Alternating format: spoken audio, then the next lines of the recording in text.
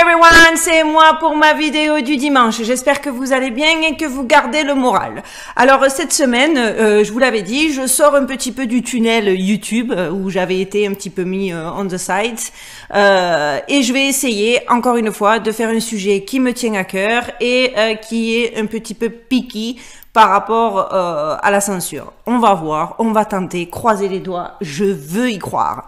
Alors je vous l'avais dit, je vous l'avais promis, avec cette vidéo, je reviens m'acharner sur mon pire ennemi, le bien nommé Kill Bill. Regardez, Duchesse est venue nous faire un petit coucou. Dès qu'elle entend Kill Bill, Duchesse, elle est là. Coucou Duchesse, oui, on va parler de Kill Bill, ma belle. Sérieusement, je suis hallucinée que la mainmise de quelqu'un comme Bill Gates n'attire pas plus la suspicion auprès du plus grand nombre. Du moins, ne serait-ce que de l'attention. Parce que le gars est partout. À tous les points stratégiques, on retrouve Bill Gates. Mais vraiment partout, mais trop de partout, genre. Et avec lui, il est clair qu'un féodalisme menace l'humanité. Et entre nous, qui dit féodalisme dit servage ou esclavage. En ce moment même, des gens se battent pour s'approprier le plus largement possible le patrimoine des habitants de la planète. Soutenus par des politiciens corrompus, les lois et la fiscalité les plus iniques sont votées pour arranger la minorité contre la majorité. Vous ne le croyez pas? Vous pensez que c'est un discours alarmiste, complotiste? Eh bien, vous allez voir que mon discours, il est surtout factuel.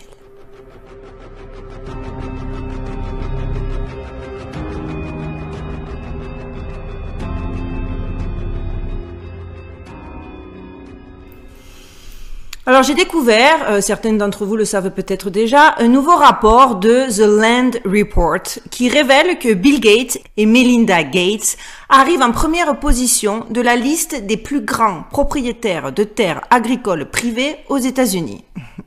Le couple de milliardaires de Seattle amasse 242 000 acres de terres agricoles, soit un peu moins de 979 374 000 mètres carrés. Rien que ça. Un rapport de Tri-City Herald sur l'achat en 2018 de 14 500 acres de terres agricoles dans le côté de Benton, dans l'état de Washington, pour un montant de 171 millions de dollars, a alerté The Land Report et l'éditeur Eric O'Keefe, ce qui l'a amené à investiguer sur le thème des propriétés de Gates. Parce que, avouons que c'est étrange. Des recherches ont indiqué que les terres aux États-Unis sont détenues par Cascade Investment LLC, le véhicule d'investissement privé de Gates. Gates, il fait tous ces trucs en soum-soum avec ça, hein, encore une fois, hein, le grand philanthrope, redresseur de tort. Voilà. Hein. Gates soutient également le vendeur de voitures d'occasion en ligne Vroom via Cascade, ainsi que la compagnie des chemins de fer nationaux du Canada. Je vous le dis, le gars, il est partout. Le palmarès peut être complété non pas que par Bill Gates, mais par quelques autres milliardaires qui collectionnent les terres au sens plus large, y compris forêts, terres non agricoles, etc. Et là, nous trouvons, selon The Landlord, The Land Report, parce que c'est mes sources, John Malone, avec carrément plus de 2 200 000 acres, soit, je vous le fais en mètres carrés parce que ça tape, 8 901 000, non, 8 milliards, la dyslexique, 8 901 200 000 mètres carrés. Vous vous rendez compte? Emerson Family arrive en troisième position, puisqu'on va compter Bill Gates. The Red Family en 3, le Ted Turner en 4, et en 5, Stan Kroenke. Et en France, laissez-moi vous dire, hein, ne vous croyez pas à l'abri, hein, parce que en France, Macron fait exactement la même chose avec son projet de recréer, parce qu'ils ont toujours un super slogan, équipe de marketing au top, pour vous faire avaler des couleuvres. Donc lui, il parle de recréer notre souveraineté protéinique. Déjà, souveraineté, hein, je vous parlais de féodalisme en début de ma vidéo, ça a du sens. Et pendant ce temps-là, les agriculteurs se suicident. En ce moment même, des gens se battent pour s'approprier le plus largement possible le patrimoine des habitants de la planète. Soutenus, comme je vous l'ai dit, par des policiers corrompus. Les banquiers se chargent des détails de la liquidation des propriétés, dont le fait de les vendre aux enchères à bas prix à ceux qui ont le bras le plus long. Partout dans le monde, les agriculteurs indépendants sont dépossédés dans l'indifférence générale. Ici, depuis que Biden est président, il vend le pays parcelle par parcelle aux Chinois. Mais bien sûr, la presse ne le dit pas. Idem au Brésil. Pour ceux qui vont monter au créneau et qui vont avoir l'air de dire que, attention, je répète, je ne suis pas démocrate, je ne suis pas républicaine, moi je suis écolo, moi. Moi, je vote la planète. Donc, je ne fais de propagande pour rien ni pour personne. Ce que je raconte, c'est factuel. D'accord?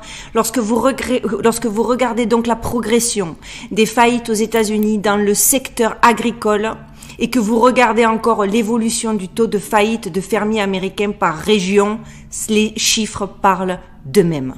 Regardez la courbe. Aux États-Unis, comme en Europe, comme en Inde, comme en Afrique, les agriculteurs se suicident. Je le répète parce que c'est un drame dont personne ne parle. Et ceux qui tiennent le stylo de la création monétaire contre dette s'approprient leurs biens pour rien, avec un grand sourire, sous le label de la philanthropie et du mécénat. Et ça me flingue parce qu'on est arrivé dans une société où le paraître vaut mieux que le être. On est d'accord? Donc on va regarder, on va mettre des jolis mots, hein, ça va passer. C'est comme les filtres sur Instagram, on met de jolis filtres, on dit de jolis mots et si la réalité est complètement hors de propos, ça passe. Ça passe dans un haussement d'épaule et un clignement des yeux d'indifférence. Ça me flingue. Alors moi, du coup, ma première réaction a été de me demander s'il se préparait à une famine. Pourquoi des gros industriels et des gros hommes, des gros businessmen comme eux, allaient acheter des terres laissées à l'abandon? Puis je me suis souvenu que la seule chose qui les intéresse, c'est l'argent, le pouvoir et de se prendre pour des dieux tout-puissants. Et je réalise que le contrôle de la nouvelle société passe par le contrôle des terres. Les terres sont considérées par le nouveau système en tant que biens communs ou commons. C'est pour ça, allez jouer à la bourse où tout le monde vous vend du trading, de la crypto-monnaie, mais si, regardez toujours un conseil, ça je l'ai découvert en vivant aux États-Unis, regardez toujours ce que font les plus riches. À partir du moment où les plus riches se désintéressent d'un secteur et qui vous le donnent en miettes en vous convainquant que vous pouvez devenir riche, méfiez-vous. Eh bien oui, parce que quoi de mieux que de contrôler les peuples par le contrôle des terres et de la production agricole?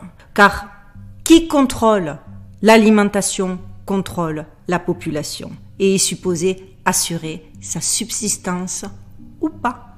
N'est-ce pas le meilleur moyen pour Bill Gates de rendre soit les terres infertiles avec ses graines Monsanto diaboliques? Oui, parce que pour ceux qui ne savent pas, Monsanto, les graines qu'ils vous vendent, rendent la terre infertile. En gros, vous avez besoin des graines Monsanto si vous voulez produire quelque chose sur vos terres. C'est comme ça qu'il est en train d'affamer l'Afrique. D'accord? Parce qu'ils produisent, et même ici c'est pire, il a carrément une armée. Il a une armée, il s'est créé une armée, le gars. Et par exemple, ce qu'ils font, et encore une fois, je vous parle de factuel, on n'est pas dans le complot là. Ce qu'ils font, c'est que par exemple, quand il y a du vent, il y a eu un reportage très bien, si j'arrive à le retrouver, je vous le mettrai en la description, je vous mettrai le lien dans la description. Carrément, en temps de vent, ils sont dans des grands SUV. SUV, c'est des 4x4 noirs. Et ils vont dans les terres avoisinantes écolo, proches des terres qui ont donc qui utilisent la technologie Monsanto. Ils arrivent chez les fermiers et ils leur disent voilà, avec le vent, il y a un problème. Il y a des graines, la pollinisation fait que vos terres sont dorénavant contaminées par les graines Monsanto. Et Monsanto, c'est un brevet d'exclusivité. Donc, ce qu'on va devoir faire, c'est brûler entièrement votre récolte et vos champs parce que vous êtes hors la loi. Et c'est comme ça. Non, mais moi, les gens qui mettent en doute des faits comme ça, j'ai envie de les gifler, mais fort, comme ça, aller-retour dans leur tête. Enfin, bref, donc soit il va rendre les terres infertiles avec Monsanto pour être le seul et unique producteur mondial, d'accord? Soit carrément, et après vous allez voir qu'il va faire monter le prix des productions pour que ça devienne inaccessible à la majorité, hein? Genre les légumes, les brocolis vont devenir des biens rares pour les nantis. Qui m'aurait dit un jour que le brocoli se paierait à prix d'or? Et en tout cas, ainsi, pouvoir mieux nous vendre, bien évidemment, vous le savez, vous l'avez sur le bout de la langue, ça vient d'Akaka. Eh oui, vous vous souvenez de ma vidéo sur la méthode à base d'excréments humains via les mouches à merde? Ben, on y est, les gars. On y est, voilà, la boucle est bouclée, le cercle est terminé. Vous le voyez, le plan, ou il y a que moi? Dites-moi-le en commentaire, hein, si je vous semble aller trop loin, si mes conclusions et mon analyse ne vous convainc pas, je suis curieuse. C'est obligé que ça vous... Enfin, je vois pas comment vous ne pourriez pas être convaincu, mais dites-moi en commentaire, ça m'intéresse. Donc pour le coup, ça pue. Et là, c'est le cas de le dire, ça pue vraiment. Et tout ce que je vous dis là, hein, dites-vous que le processus est confirmé par l'agenda 21 qui sert à la gouvernance locale des territoires. Faites vos devoirs, ceux qui doutent, faites vos recherches. Son chapitre 10 traite de la conception intégrée, de la planification et de la gestion des terres. Et l'agenda 2030 le reprend dans son 15e objectif. Clairement, un féodalisme global est en train de frapper de plein fouet l'humanité. En laissant faire, celle-ci ne peut que finir asservie, voire muter en une population d'esclaves robotisés, corvéables à souhait. Vous avez du mal à y croire, à cette espèce de population robotisée, hein, les nouveaux esclaves? Eh ben pourtant, encore une fois, je vais vous le démontrer, tout est en route et c'est un plan rondement mené. Microsoft, la société fondée par Bill Gates, a déposé récemment une demande pour créer une crypto-monnaie compatible avec l'introduction d'une puce dans le corps humain. Le brevet porte le numéro W2020-060606. Vous allez voir, parce que ils se cachent plus, hein. Ils se cachent plus, c'est limite s'ils se foutent pas de notre gueule. Encore une fois, s'il y en a certains qui ont envie de s'offusquer, de dire « Oh là là, mais la blonde, là, elle raconte que de la merde, complotisme. » Googlez, je vous donne le code, je vous donne mes sources, je vous donne les bases. Allez chercher, vous allez voir. Si vous doutez de ce que je vais vous raconter par la suite, c'est simple. Vous cherchez les brevets, tout est en ligne et c'est un descriptif. Donc, il s'agit d'un système de mining. Alors, le mining, il faut savoir que c'est un processus de validation des transactions sur le blockchain grâce à la capacité de traitement et de calcul de machines PC super puissantes. Le blockchain, c'est en premier lieu une technologie de stockage et de transmission d'informations. Cette technologie offre de hauts standards de transparence et de sécurité car elle fonctionne sans organe central de contrôle. Plus concrètement, le blockchain permet à ses utilisateurs, connectés en réseau, de partager les données sans intermédiaire. Je sais, ça vous semble un petit peu abstrait, mais vous allez voir. Donc, dans le système de mining, dans ce brevet, au lieu d'utiliser les capacités de calcul d'une machine, il utilisera, cette puce, hein, Bill Gates, écoutez bien, le travail du corps humain comme bien sous-jacent pour créer sa monnaie. Oui, je sais, on se croirait dans un film de science-fiction.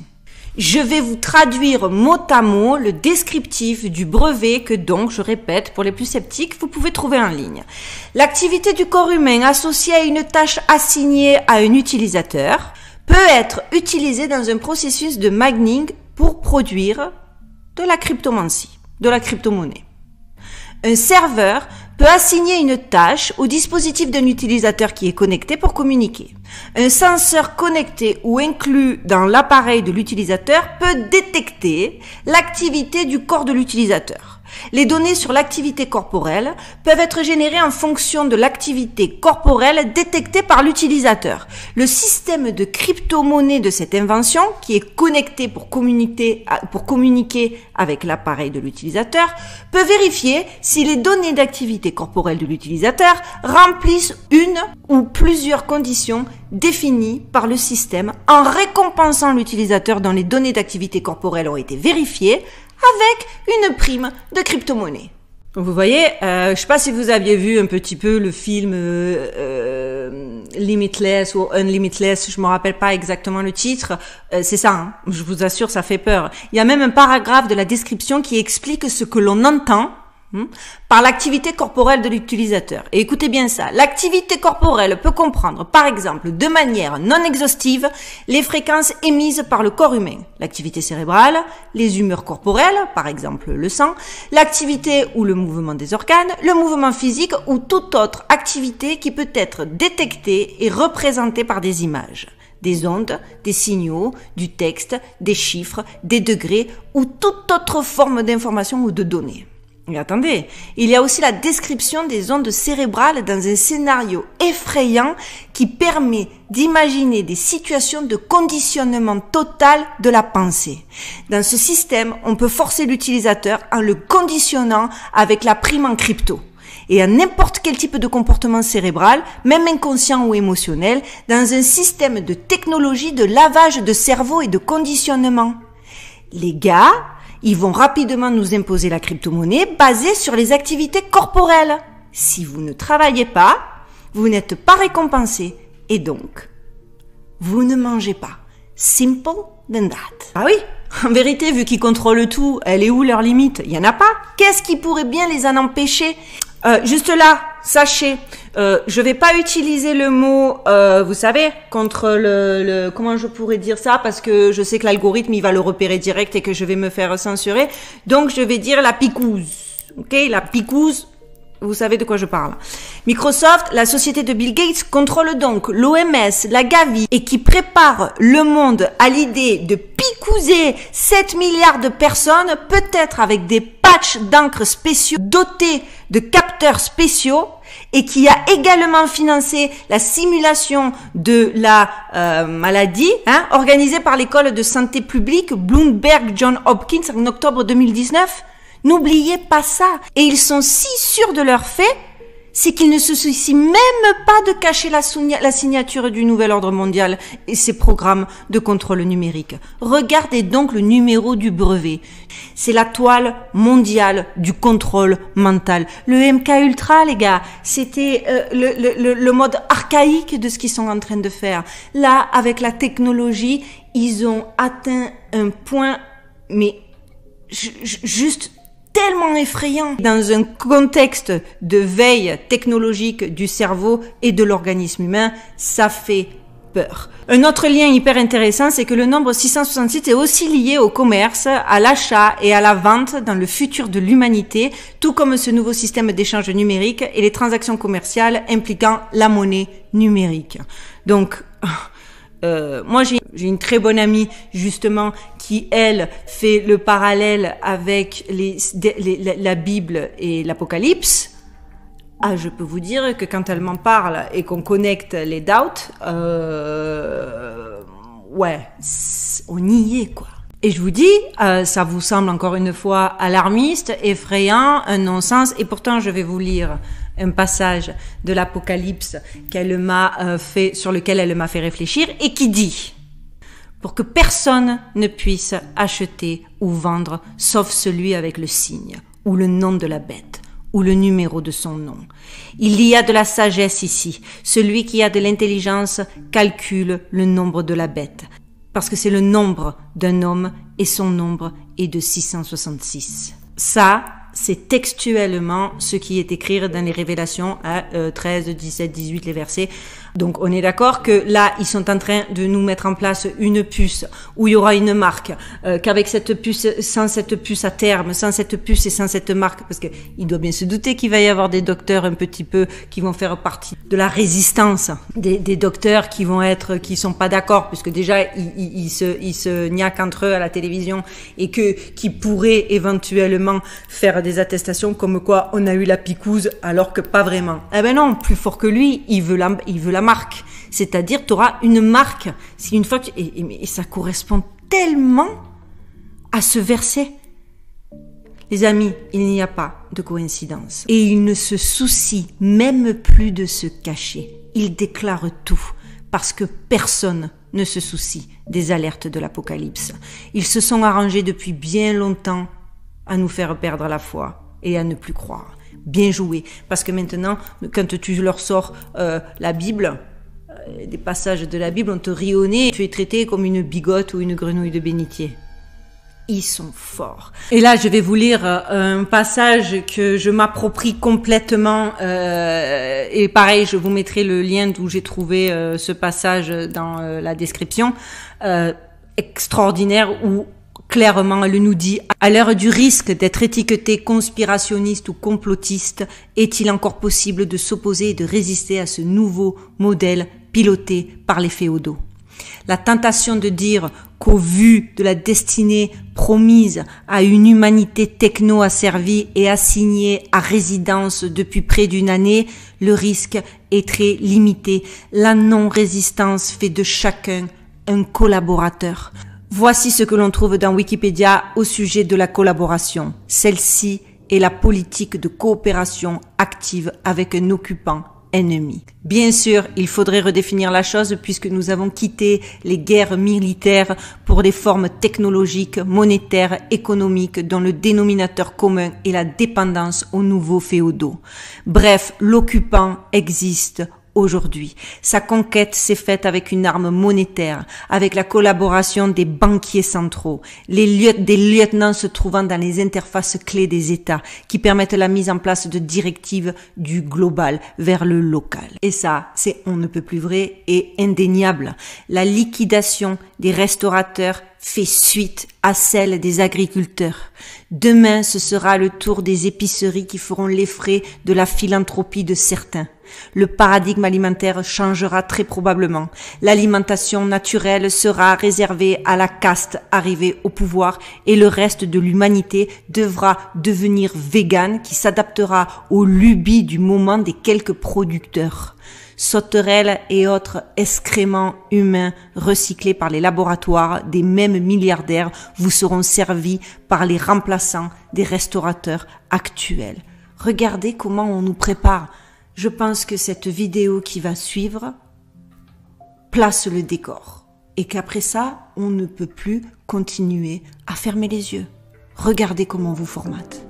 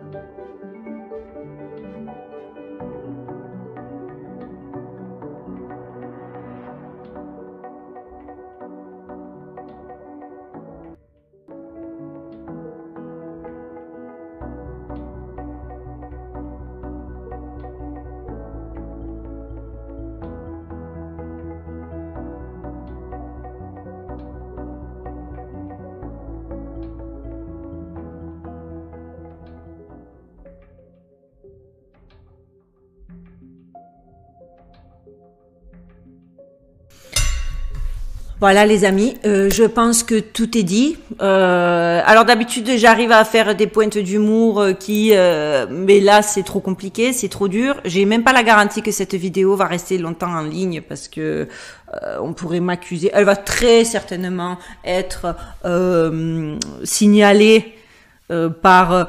Je pense que j'ai pris mes précautions au niveau de l'algorithme, mais des collabos, ça y en a. Alors je sais pas si c'est parce que ils ont peur et que, vous savez, quand on sort d'une zone de confort, c'est encore l'histoire de la pilule bleue et de la pilule rouge.